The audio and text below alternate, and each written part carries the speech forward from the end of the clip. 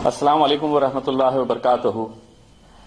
जो लोग मुझे पहचानते नहीं है, मैं उन्हें बताऊं कि मैं वो शख्स हूं जिसे अल्लाह ने ये मौका दिया है कि मैं इस अजीम पार्लियामेंट हाउस के अंदर, जिसके बारे में कहा जाता था कि बैरिस्टर असदुद्दीन अवैसी साहब इस पार्लियामेंट के अंदर अकेले ही है और अकेले ही रहेंगे, लेकिन अल्हम्दुलिल्लाह आप लोगों की दुआओं की बदौलत अब असदुद्दीन साहब अकेले नहीं है, उनके साथ मैं भी जाकर वहां पे उसी पार्लियामेंट के अंदर बैठता हूं और अब लोगों को यही कहता हूं कि अब वो एक नहीं, 1 से 2 हो गए हैं, इंशाल्लाह 2 से 4 होंगे, 4 से 10 होंगे और 10 से 20 होंगे करके।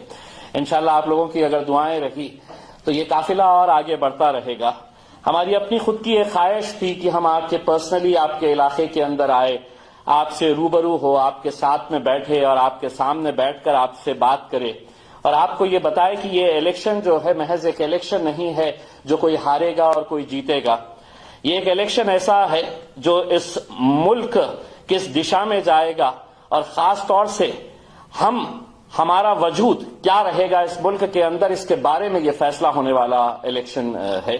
बहुत सोच समझकर, बहुत समझदारी का ये इलेक्शन हमको लड़ना है।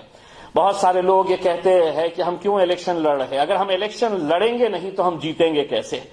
मैं जिस शहर से आता हूं, औरंगाबाद शहर से, वहां पर पिछले 25 सालों से शिवसेना की हुकूमत हुआ करती थी। जब हम मैदान के अंदर खड़े थे तो यही वो राजनीतिक पार्टियां जो आपको आज उत्तर प्रदेश के अंदर बहका रही है, जो आपको आज उत्तर प्रदेश के अंदर कहती है कि मजलिस क्यों इलेक्शन लड़ रही है। हम जब खड़े थे तो हमारे बारे में भी यही कहा जाता था कि ये इलेक्शन क्यों लड़ रहे हैं, ये किसी को जिताने के लिए आए हैं। लेकिन अल्हम्दुलिल्लाह हमने जब पहला इलेक्शन लड़ा तो 3 विधायक सिटिंग एमएलए हमारे खिलाफ थे और उनको हमने शिकस्त देकर वहां पर विधायक बने। और जब एमपी का इलेक्शन आया, जब सांसद का इलेक्शन आया, तो वहां पर 25 साल के शिवसेना के सांसद को हरा कर आए हैं। तो अगर लोग कहते हैं कि क्यों हम इलेक्शन लड़ते हैं, हम इलेक्शन इसलिए लड़ते हैं कि हम जब तक लड़ेंगे नहीं तो हम जीतेंगे कैसे। ये वो लोग हैं जो हमको कहते हैं कि इलेक्शन लड़ने की जरूरत नहीं है। तुम्हारी जो ये समझते थे कि हमारी मुसलमानों के इलेक्शन का मतलब ये है कि ये जो जितने भी लोग हमें सुन रहे हैं ये इनकी जागीर है समझते थे, जिनका काम ये है कि इलेक्शन के वक्त में वो आएंगे, आपसे वादे करेंगे, आपको मनाएंगे, आपको झूठे सपने दिखाएंगे और आपका काम है वोट देते रहना। लेकिन अब हम अल्हम्दुलिल्लाह मजलिस के लिए और खास तौर से पिछले 1 साल से हमने जो बैरिस्टर असदुद्दीन अवैसी साहब की तड़प को देखा है कि उत्तर प्रदेश के अंदर इंशाल्लाह इस बार अच्छे नतीजे आएंगे, वो ऐसे ही नहीं आ सकते हैं। हमने असद भाई को देखा है कि दिन दिन भर और रात रात भर गाड़ी से सफर करके वो कितनी मेहनत कर रहे हैं, तो किसके लिए कर रहे हैं। इलेक्शन हम नहीं लड़ने वाले हैं, इलेक्शन वहां पर हम नहीं, इलेक्शन आप लड़ने वाले हैं और इलेक्शन आप जीतने वाले हैं। ये इलेक्शन पूरे मुल्क को दिखाएगा और आप लोग बड़े फख्र के साथ ये कहना कि जब थाना भवन का इलेक्शन था, असद साहब हमारे बीच में वहां पर आकर रैली नहीं लिए। हमारी ख्वाहिश है कि आज इजाजत दे तो हम कल वहां पर पहुंच जाए, लेकिन ऐसी बंदिशें डाली गई है, ऐसी रुकावटें पैदा की गई है, क्योंकि उन्हें मालूम है कि ये पूरे इलेक्शन के अंदर सिर्फ एक ही कैंडिडेट ऐसा है जिसको सुनने के लिए, जिसको देखने के लिए ना गाड़ियां भेजनी पड़ती है, ना आने जाने का कोई इंतजाम किया जाता है, ना खाने के लिए उन्हें कुछ दिया जाता है। ये कोसों दूर से साइकिलों के ऊपर, मोटरसाइकिल के ऊपर पैदल चलकर आते हैं तो सिर्फ वो बैरिस्टर असदुद्दीन अवैसी साहब को देखने के लिए और उनको सुनने के लिए आते हैं। कहीं ना कहीं ये उन्हें ही रोकने के लिए ये सब किया जा रहा है। लेकिन ठीक है, जैसा भी है, आपने फख्र से ये कहना चाहिए कि मैंने जाकर अगर वोट दिया हूं तो सिर्फ असदुद्दीन अवैसी साहब की मोहब्बत के लिए दिया हूं। दोस्तों, मेरे भाइयों, बुजुर्गों, आज मुल्क किस दौर से गुजर रहा है यह आप अच्छी तरह से समझ सकते हैं। आज ही के दिन बजट पेश किया गया है, उस बजट के अंदर दोबारा आपको क्या क्या सपने दिखाए गए हैं। अगर आज भारतीय जनता पार्टी अगर ये कह रही है कि हम ये करने वाले हैं आने वाले वक्त के अंदर, तो मैं आपको एक छोटा सा उदाहरण देना चाहता हूं जो आप हर जलसे के अंदर ये बताइएगा कि आपको झूठे सपने दिखाए जाते हैं। मैं अपने शहर, अपने जिले के बारे में अगर बताऊं तो प्रधानमंत्री आवास योजना के बारे में जब 2016 के अंदर वजीर आजम नरेंद्र मोदी साहब ने यह घोषणा की, ऐलान किया कि हम 2022 तक हर बेघर को घर देंगे, जिसके सर के ऊपर छत नहीं हम उन्हें छत देंगे।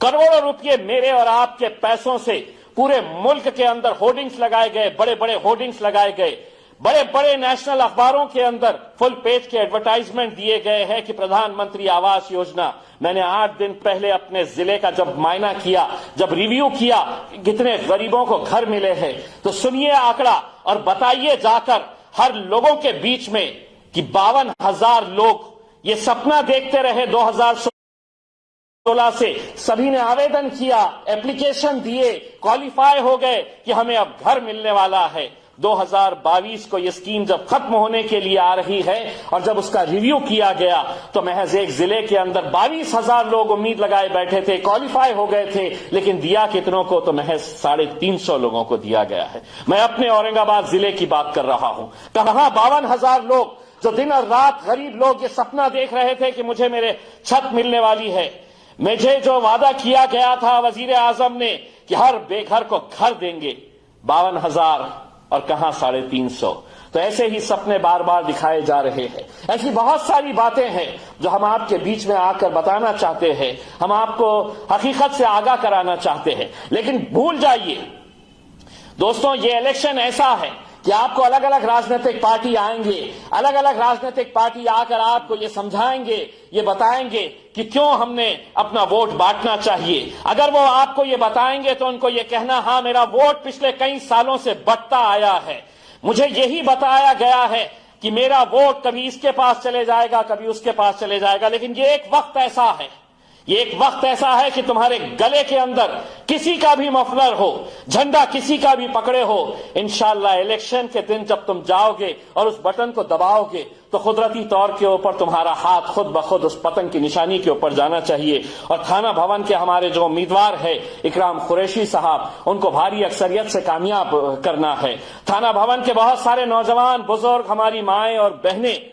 इस इंतजार के अंदर होगी कि असदुद्दीन अवैसी साहब दोबारा आएंगे। उनसे ये वादा करना कि एक बार इकराम कुरैशी साहब को वहां से जिताइए, इंशाअल्लाह उनके जीत के जश्न में असद साहब भी आएंगे और तमाम मजलिस के जिम्मेदारान भी आएंगे और हम साथ मिलके ये जश्न मनाएंगे। तो मैं उम्मीद करता हूं मेरे भाइयों, मेरे बुजुर्गों, मेरी माओ और बहनों कि इस बार के इलेक्शन में आप हमें मायूस नहीं करेंगे। इस बार आप लोग अपने इत्तेहाद का सबूत दीजिए। पूरा मुल्क का मुसलमान आप लोगों की तरफ देख रहा है, नजरें जमाए हुए है कि आप लोग क्या करने वाले हैं, क्योंकि आप जो करेंगे उसका फैसला जब आएगा तो उसका फायदा सिर्फ आपके उत्तर प्रदेश के अंदर होगा, ऐसा नहीं है, दिल्ली के अंदर उसका फायदा होगा, महाराष्ट्र के अंदर इलेक्शंस होने वाले हैं, मुंबई के अंदर इसका फायदा होगा। और हम भी फख्र के साथ कहेंगे कि नहीं, अब हमें यहां पर बहुत ज्यादा मेहनत करने की जरूरत नहीं है, क्योंकि उत्तर प्रदेश की आवाम ने हमें राह दिखा दी है, हमें रास्ता दिखा दिया है। अब इंशाअल्लाह हमें उसी रास्ते के ऊपर चलना पड़ेगा। बस मैं यही उम्मीद करता हूं कि आप लोग इकराम कुरैशी साहब को भारी अक्सरियत से कामयाब करिए। मुझे मालूम है कि आप लोगों को बहुत इंतजार है 7 कब बजने वाले थे और कब असदुद्दीन अवैसी साहब आएंगे और आपसे मुखातिब होंगे। इंशाअल्लाह मैं दोबारा आपसे बात करता रहूंगा, आपके बीच आता रहूंगा, लेकिन अब मैं इंतजार आपका खत्म करता हूं और इंशाअल्लाह दावत देता हूं बैरिस्टर असदुद्दीन अवैसी साहब को, जिनका आप तहे दिल से इंतजार कर रहे हैं, बहुत बेसब्री से इंतजार कर रहे हैं। बहुत बहुत शुक्रिया। वाखिर दावत अल्हम्दुलिल्लाह।